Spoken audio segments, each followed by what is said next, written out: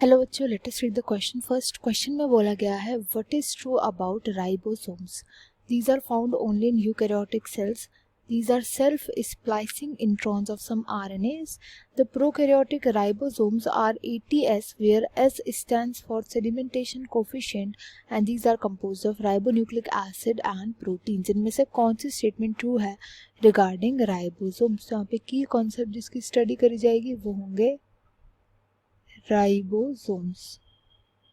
Ribosomes होते हैं non membranous structure, यानी इनके पास कोई भी मेम्ब्रेन प्रेजेंट नहीं होती. एंड ये होते vesicle like structure, small circular structures होते हैं.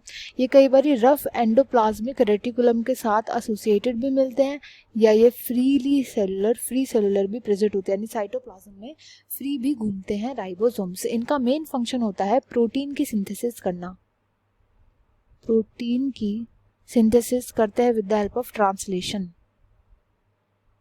अब सबसे पहले यहाँ पे लिखा गया है ऑप्शन में कि these are found only in eukaryotic cells, which is incorrect. दोनों में प्रेजेंट होते हैं. प्रोकैरियोट्स को भी प्रोटीन बनाना होता है, वो इन्हीं से बनाते हैं, एंड यूकैरियोट्स को भी प्रोटीन बनाना होता है, इन्हीं से बनाते हैं. तो ये दोनों टाइप ऑफ सेल्स में प्रेजेंट होता है. नेक्स्ट बोले these are self splicing introns of some RNA. सब पहले तो सेंटेंस को समझते हैं.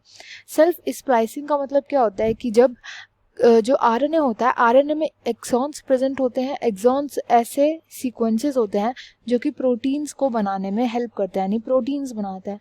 और इंट्रॉन्स ऐसे सीक्वेंसेस होते हैं डीएनए पे, न्यूक्लियोटाइड्स के सीक्वेंस, जो कि प्रोटीन को नहीं बनाते, प्रोटीन का फॉर्मेशन नहीं करते. तो ऐसे सीक्वेंसेस को हटा दिया जाता है या फिर स्प्लाइस कर दिया जाता है, एंड ये करते हैं स्पेशल एंजाइम, स्प्लाइसियोसोम्स बोलते हैं इन्हें. तो इधर बोला गया है कि ये आरएनए जो होते हैं, ये राइबोसोम्स में जो आरएनए प्रेजेंट होते हैं वो सेल्फ स्प्लाइसिंग होते हैं, मतलब खुद ही स्प्लाइस कर देते हैं. इन्हें स्प्लाइसियोसोम्स की मदद नहीं मिलती, जो कि इनकरेक्ट है. ऐसे जो आरएनएज होते हैं जिनके अंदर सेल्फ स्प्लाइसिंग का कैरेक्टरिस्टिक प्रेजेंट होता है वो होते हैं राइबोजाइम्स. राइबोजाइम्स का मतलब जब आरएनए एंजाइम की तरह रिएक्ट करने लगता है तो उसको बोलते हैं राइबोजाइम. बट इधर राइबोसोम का जो स्ट्रक्चर है उसके बारे में बात हो रही है, तो ये इनकरेक्ट है.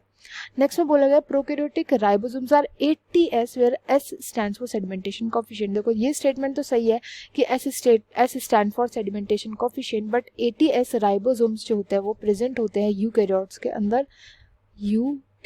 के अंदर, वेयर 70S राइबोसोम प्रेजेंट होता है प्रोकैरियोट में, तो इसलिए इनकरेक्ट है. एंड लास्ट में बोला गया है these are compose of ribonucleic acid and proteins, which is correct statement. तो राइबोसोम्स का स्ट्रक्चर क्या होता है? यहाँ पे आरएनए प्रेजेंट होता है जिसको आरएनए बोलते हैं, यानी राइबोसोमल आरएनए बोलते हैं इसे. एंड ये बने होते हैं प्रोटीन्स के, राइबोसोम और प्रोटीन्स के बने होते हैं. इनकी प्रेजेंट होती है 2 यूनिट, एक होती है लार्ज सब यूनिट और एक होती है स्मॉल सब यूनिट. इन दोनों को मिला करके राइबोसोम का स्ट्रक्चर बनता है. तो यहाँ पे जो राइट आंसर हो जाएगा इस क्वेश्चन का होगा option 4. I hope you understood well. Best of luck and thank you.